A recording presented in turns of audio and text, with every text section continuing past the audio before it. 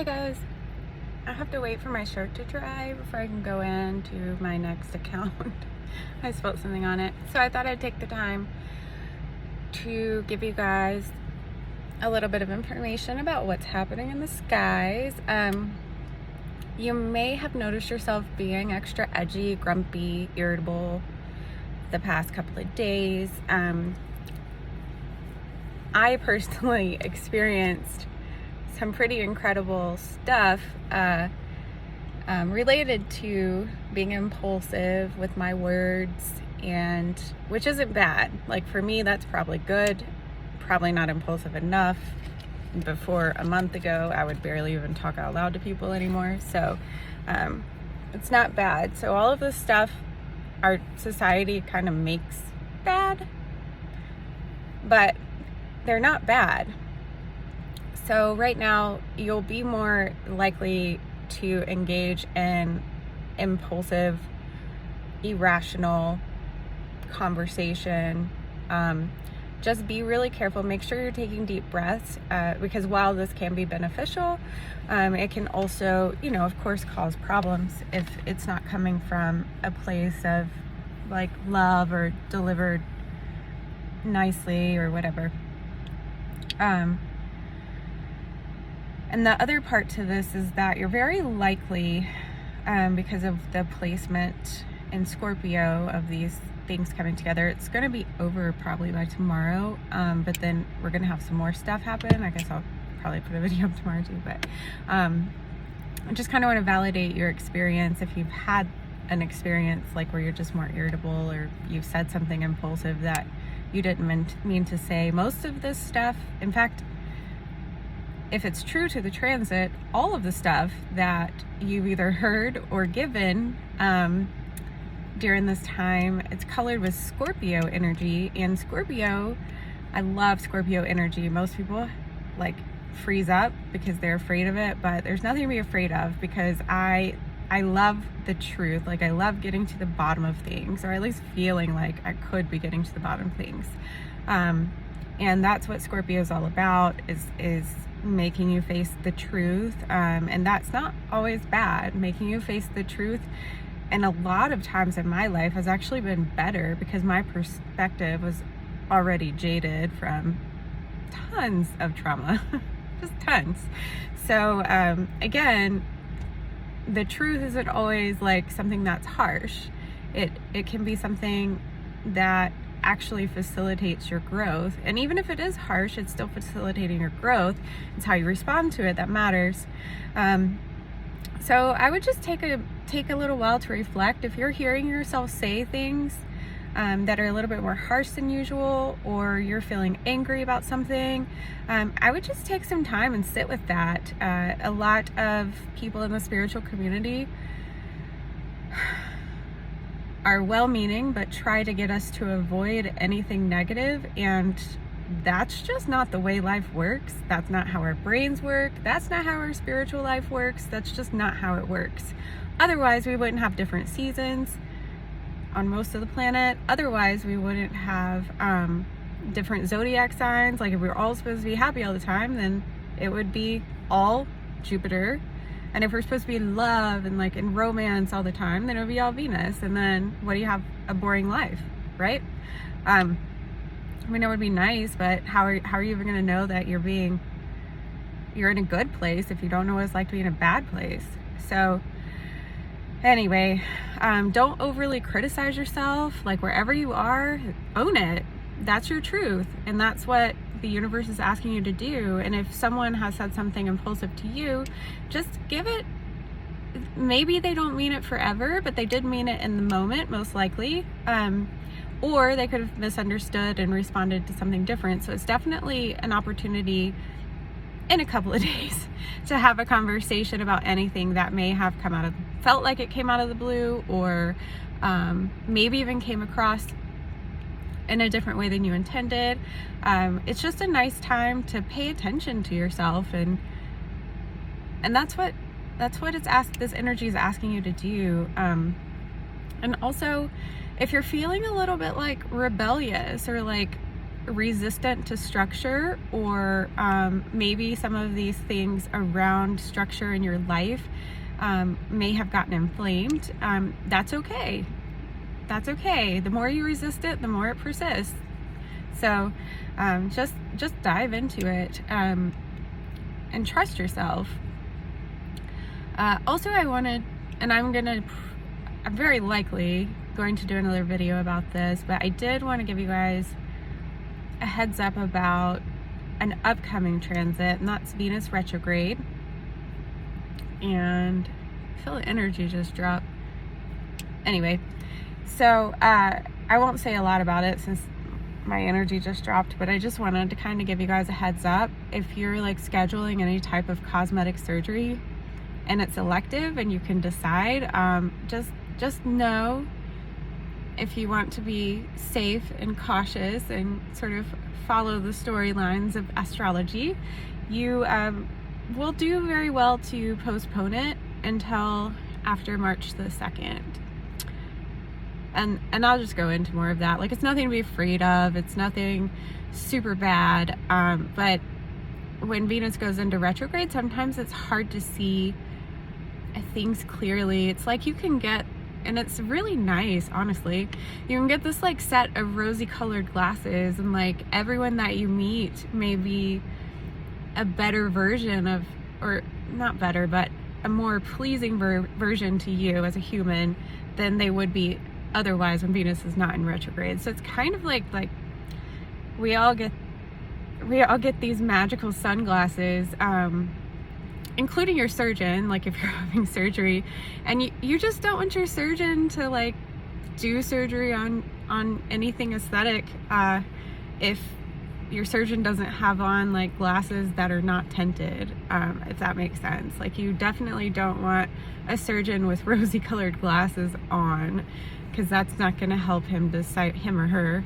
she, the person, they decipher where they need to actually do the work. So it's just a little, like, one of those little cautionary things that I have teachers that I follow, and that's something consistent that they've all said.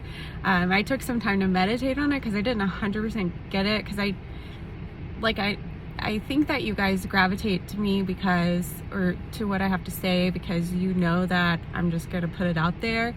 But I want to be very careful and not just give you like the bad things. Like, I want to validate your experience and kind of help you guys like figure out where the bad things fit into the big picture, and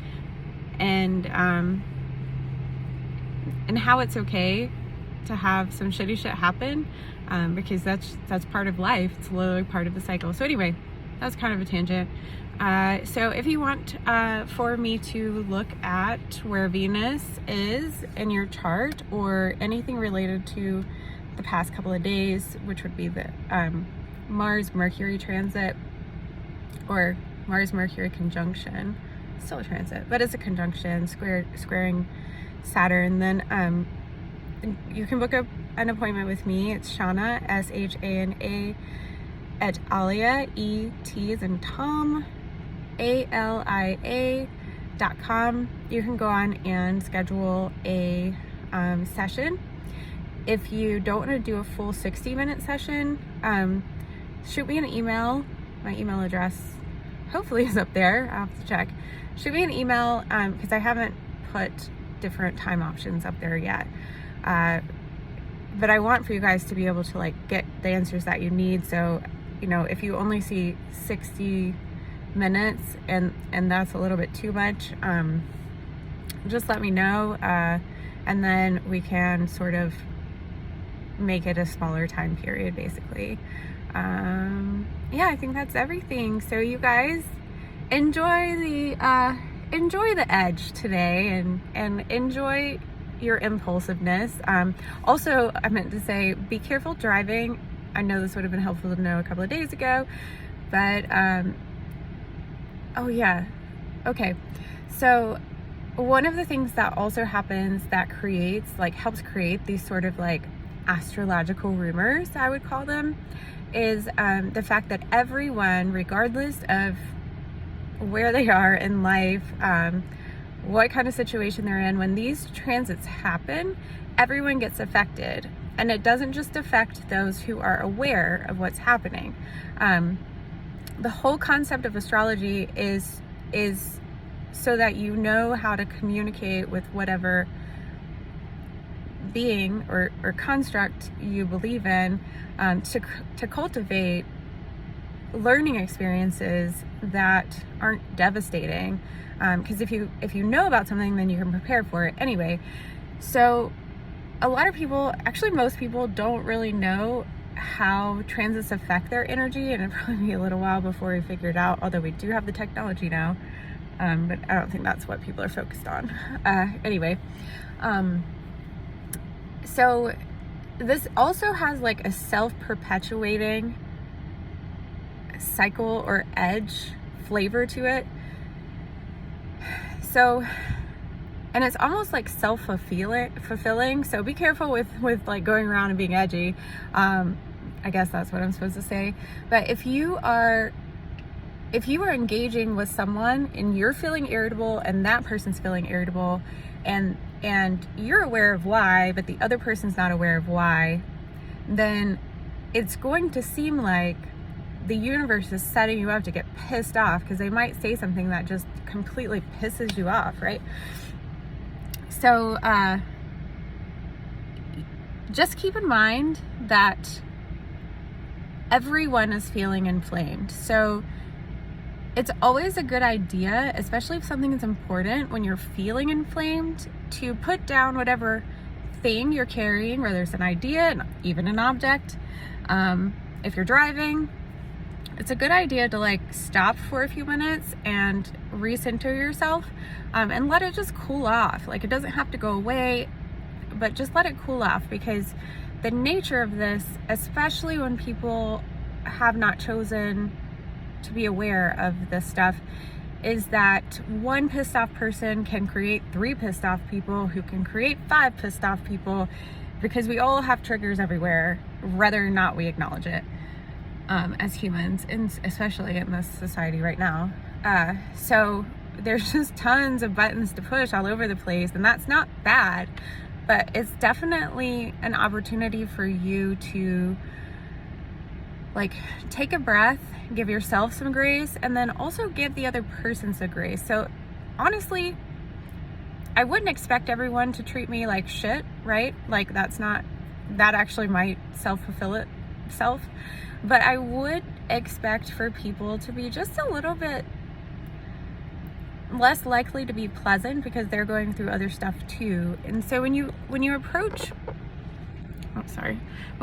your interactions like that, it's really, it sort of changes your own experience, because you realize that like you're both humans just trying to do the best that you can, and 9 times out of 10 everybody's doing the best they can with what they have to work with. Like, and if you can go into every interaction you have with people, or even animals, with that forethought of saying, okay, everybody's showing up the best that they can. Nobody really chooses to be miserable. Nobody really chooses to be pissed off. It might seem like it, but that's just not pleasing for the human brain. So we're not wired to always be pissed off. Anyway, it's okay that we are, because that's also important. But yeah, so whoever's like going around and setting fires, they're not doing it because they hate you or hate what you represent or anything. They're doing it because they feel angry and they don't know why. It's kind of like a 3-year-old throwing a tantrum. And it takes the adults, I guess that would be us, to look around and just be like, all right, cool. Like, he's in this place. We're just gonna walk away, let him not reinforce it. Just let the person just move their way through this tantrum. And I think it would be really wise. I don't know, that sounded a little pretentious, but I think it would be helpful probably if you built a construct like that, not just now, but like forever, that you know, a lot of people are on fire and don't know why, and so it's real easy for them to want to reflect that back to you.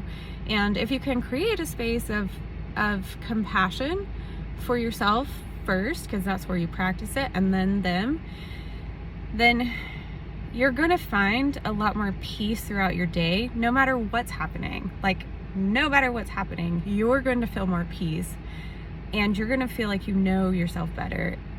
And peaceful doesn't mean perfect, right? Like, it doesn't have to be perfect for you to be peaceful. You can be peaceful and angry at the same time. We live in an and society, and we're trying to make it an or society, and it's not working for us very well. So anyway, that's a whole nother thing. All that to say, like, you're an amazing human. I believe in you. Experience your life. Don't try to avoid the hard stuff, but definitely take a breath and remember that you're doing the best you can with what you have, and so is the person who's honking at you in the next lane. Like, maybe they're going to see, like, I don't know, someone in the hospital, and they're in a hurry. It's an emergency. You know, you really don't know. But anyway, if you can go around handing out compassion cards to yourself and everyone else, then you're probably going to enjoy being a human a lot more. And on that note, my shirt is now dry, and I'm gonna go in and spread some positive energy.